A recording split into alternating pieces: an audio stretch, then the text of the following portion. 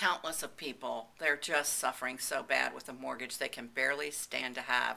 They're either really upside down on their mortgage and will never recoup what they put into their house, or they can't even make the mortgage payment. They're behind, thinking they're going to lose their house.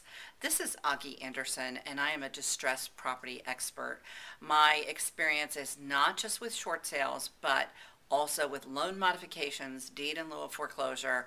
Our objective at A1A Financial Recovery is to help you with the best possible solution, whether you're a homeowner or an investor, with what you can do with your current mortgage. Is there a way for you to modify? If there is, let me tell you, we're going to find that way to help you do that.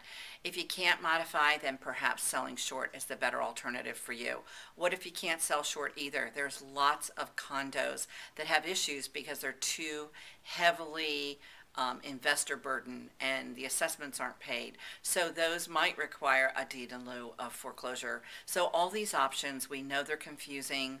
We know there's so many choices and there's a lot of fear associated with making a bad decision. But what we have is a mortgage relief guide that we think can help you peruse through and at least answer questions that you might have about the whole process, because it is a process, that I will tell you.